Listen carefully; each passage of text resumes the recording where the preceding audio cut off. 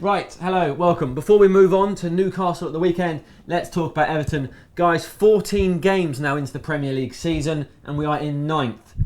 Genuine question, is this crisis time? Are there real problems? Are we going to make Europe? Is this a disaster? Can we come back from this? I don't think the league is a possibility. There's no way I can see us winning the league now. I think it's 12 points. Is it now 11, 12 points? Yeah, 12 behind 12 Arsenal. points, yeah, that's completely gone. I know it's early days, but that's completely gone.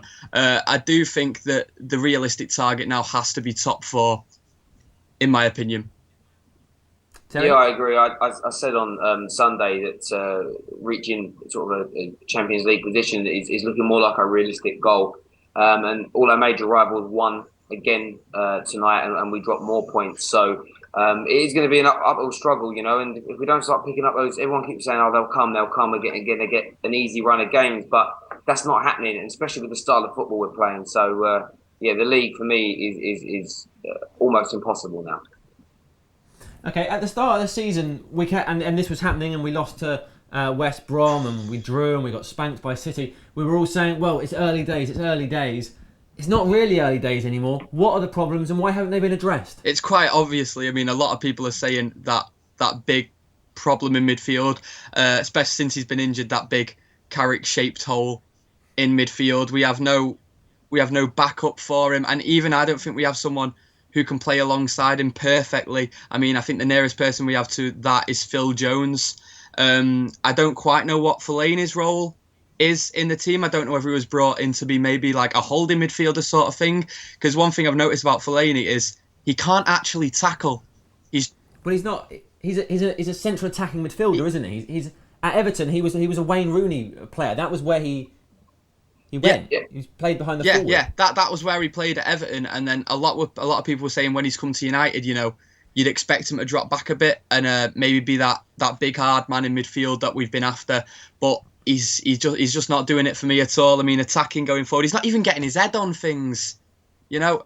Well, Terry, what do you make of Fellaini? But he's playing out of position. We've bought a rubber duck for the bath and stuck it in the shower. It just doesn't work. I mean, I'm not a fan that's going to put the way we're playing totally on his shoulders. But I get you should read Twitter tonight. They are. But I think that for me, he always said he wanted to be a holding midfielder. I remember watching interviews and reading interviews when he was playing for Everton way before he came to us, and he said that he doesn't mind playing off a striker, but he's a central midfielder. What I've seen so far, he's not. As you say, he can't tackle. He's not that great at passing. He doesn't win headers. Doesn't create any chances. You know, and I don't know. He's got like a mini me next to him occasionally with Tom Cleverley. You know, you've got Anderson. We don't have a central midfield. When our second best central midfielder is a 40-year-old winger called Ryan Giggs, you've got serious problems. Okay, let's talk about the attitude of the players in the team. In years gone by, our trademark has been in the last 10 minutes we'd batter teams into submission and take points in tight situations like tonight. I'm sure we would have done that. But now, against Southampton, against Cardiff and against Everton, we're letting goals in those last few minutes. Why is that? Wayne Rooney, for the last 20 minutes this evening, wasn't in the game. He hit that volley over the bar from about 5 yards out, then sulked. What's going on? Why aren't the players responding? Why aren't they saying, we really want to win this, and going out there and taking the game by the scruff of the neck? Literally, I've been sticking up for Moyes, and I always will stick up for Moyes no matter what happens, because it is his first season at the end of the day. But there's only one reason I can possibly think of, and that is the change of the manager. You know, I don't see any reason why the heads are going down like they are. I can't put my finger on it. I mean, if it was Rooney whose head was going down, you could maybe say that he doesn't want to be at the club, but he's been our best player. So I'm not too sure, to be honest. Yeah, I think Sir Alex Ferguson leaving, changing manager, there's an aspect of that in terms of the fear factor and the respect level that Sir Alex had from all the players. At the same time, I think there's an element of tactics here. I think that most United fans would admit, even in sort of Fergie's last 2 or 3 seasons, our style of football wasn't as modern or as fluid as some of the other clubs in the Premier League. Even clubs like Southampton and Swansea were playing better football than we were. And I just think we're 10. Our style of play looks like it's 10, 15 years behind a lot of the top teams in the Premier League. And now we've got a manager in that's not as good as Sir Alex. I think a lot of our players are being found out. That's a very good point. Well, quite possibly, anyway. Now, let's wait. How do we move on from here? What happens? What's the plan? What do we need to do? I think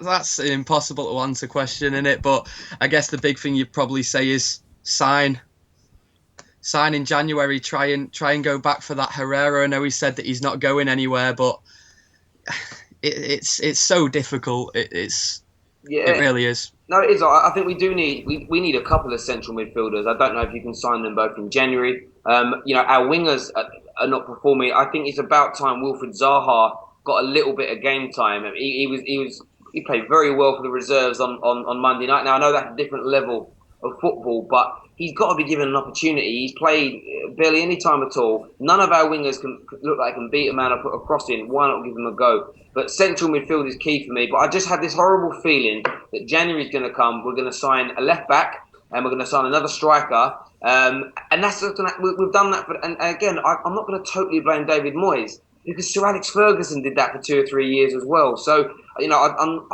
am annoyed, and you can love your club and support them, but still moan about decisions. I think people need to get that into their heads. But at the same time, I'm not going to blame David Moyes totally, but it feels like we're making the same mistakes again that we have done for the past 2 or 3 years.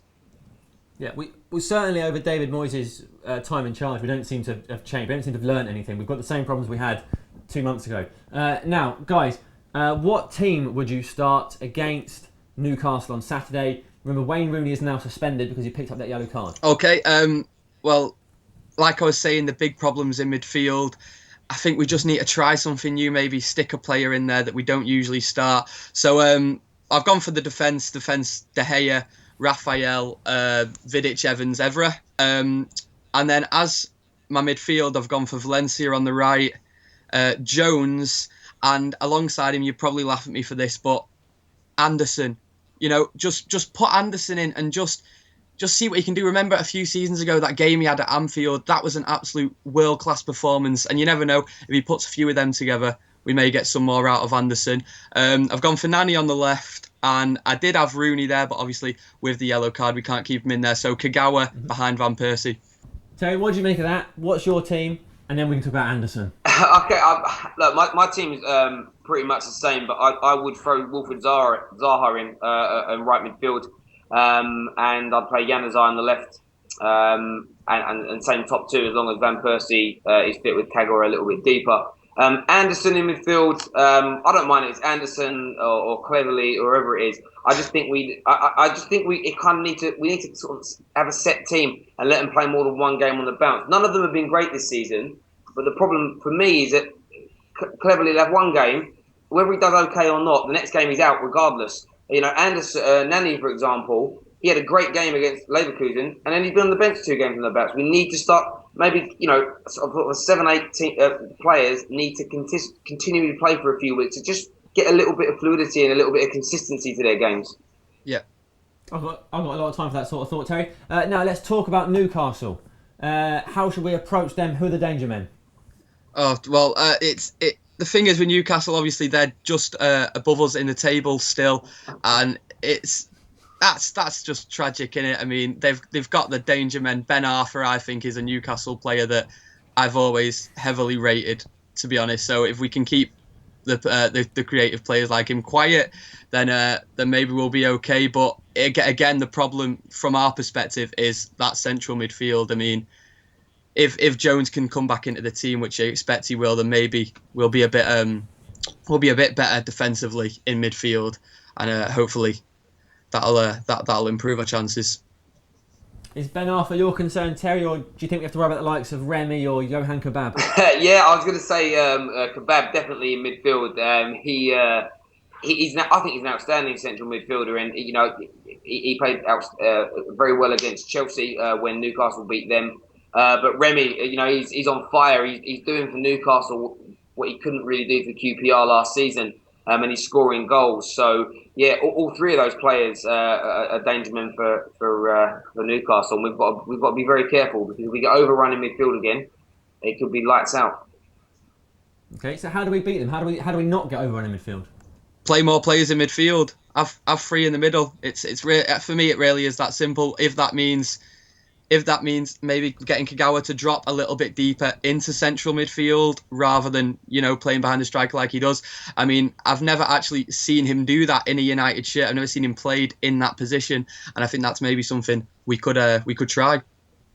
We've probably got the players for a 4-3-3 better than we have 4-4-2 because we don't have an outstanding central midfielder. But if you played 3 of our players in midfield, you played Cleverley, Fellaini, Anderson, Kagawa, the 3 of them, with them 3 of our attacking players above, we'd probably look a lot stronger. So do you think that's something we should try? Would that be a good tactic against Newcastle? Definitely. I think we have to do something like that. And I think it strikes me as to why the coaching staff at United can't see that as well, because the midfields that are overrunning us, their players, I don't necessarily feel a lot of those players would get into the Manchester United team or even into our squad. It's just we play 2 midfielders against 3, and sheer logic says you're going to get overrun because they've got a spare man. Even if you're playing lesser teams, they can. It's just, I don't know. I'm not very good at maths, but that's it's as simple as that for me.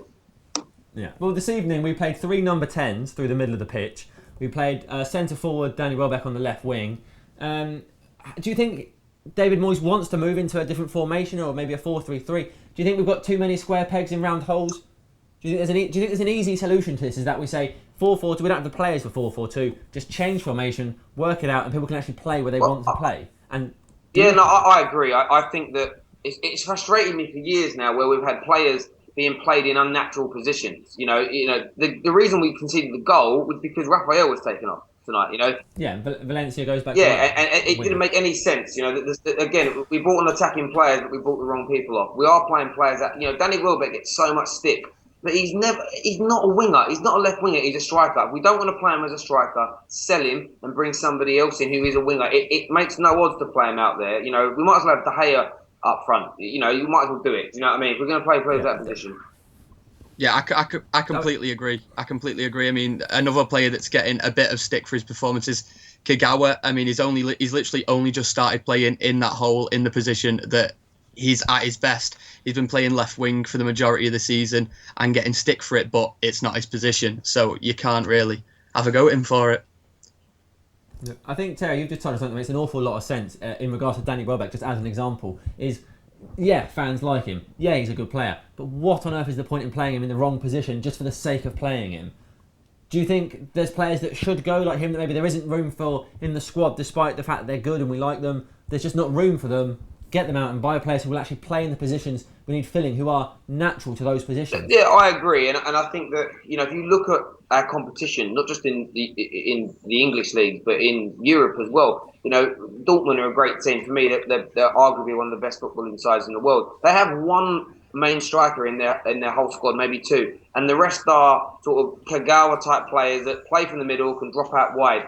We have like 3 proper strikers in Van Persie, Welbeck and Hernandez, and then Rooney that scatters himself about. So we're playing people in unnatural positions, and it doesn't work. It's proved that for the last few years. And for me, I feel sorry for the players more than anybody because their development and their growth is being stunted. Thanks, Tel. There'll be plenty of chance to talk about transfers in the next couple of weeks because the window is going to open very soon. But now we're talking about Newcastle. Time to put your money where your mouth is. Score prediction, please, Gaz. Before today's game, I would have said that we were going to win, and it's so difficult to predict the scoreline now because I think that a lot of players' heads will be down, as well as the fans. But I'm not going to say that we're not going to win because I can't do that to myself. So I'll say 2-1, but I can't see a good performance. Tell 1-0 to United. I'll take a scrappy win. I'd love to say we'd smash Newcastle because I love beating that little club, but I don't know if it's going to happen. So we'll take a 1-0. Right, you heard it here first. 3-0. I've got faith. We can do this. So is that because I've taken the 1-0? You've had to just make something up. Yeah. No, I'm going 3-0. I've got faith. I can see it. Just wait. We'll talk about this on Saturday after the game's finished, and I'll say, what did I tell you? All right. 3-0. All right. There we go. Right, guys. Thanks very much. Cheers. Right, you've just watched the Newcastle preview. I'm sure you're all thinking, he's probably going to be right. It probably is going to be 3-0. Anyway, make sure you're subscribed. Leave a comment below. Tell us what team you would start. Tell us what you would change if you were David Moyes. And tell us what you think the score will be, because it's great fun. Also, like the video. And as I've already said, subscribe, because then you get the videos first. It's much easier for you.